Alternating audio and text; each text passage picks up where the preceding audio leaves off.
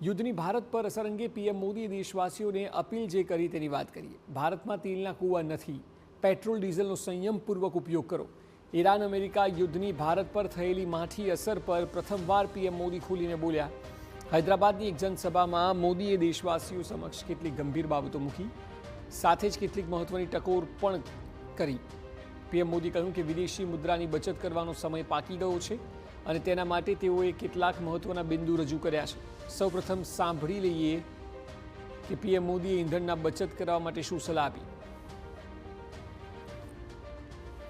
ये भी मांग है कि पेट्रोल, डीजल, गैस ऐसी चीजों का बहुत संयम से इस्तेमाल करें। जो एनर्जी प्रोडक्ट हम विदेशों से मंगाते हैं, हमें प्रयास करना है कि जितनी जरूरत है उतना ही उपयोग करें। इससे विदेशी मुद्रा की भी बचत होगी और युद्ध के संकट से होने वाले दुष्प्रभाव को भी कम किया जा सकेगा। તો મોદીની વાત પરથી એક વાત સ્પષ્ટ છે કે યુદ્ધની ભારત પર ગંભીર અસર અને માઠી અસર થઈ રહી છે। આ સ્થિતિમાંથી દેશને બહાર લાવવા દેશવાસીઓ સ્વયંભૂ પોતાની જવાબદારી સમજવી પડશે તેવું પીએમનું કહેવું છે। પીએમ મોદીએ ખાવાના તેલથી માંડીને ઈંધણ સુધી, ખેતીથી માંડીને વિદેશ પ્રવાસ સુધી, વર્ક ફ્રોમ હોમથી માંડીને કાર પુલિંગ સુધીની બાબતો પર પ્રકાશ પાડ્યો। ત્યારે આ તમામ બાબતો સમજવી ખૂબ જરૂરી છે।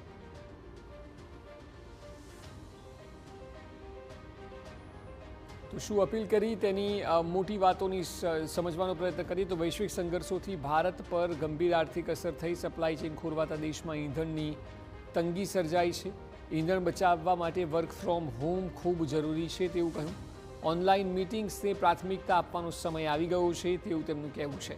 પેટ્રોલ ડીઝલનો ઉપયોગ ખૂબ જ સંયમપૂર્વક કરો તેવી પણ તેઓએ અપીલ કરી।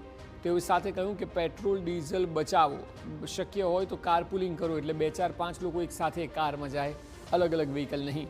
જો શક્ય હોય તો જાહેર પરિવહનનો પણ ઉપયોગ કરો જેથી કરીને પેટ્રોલ ડીઝલ બચાવી શકાય।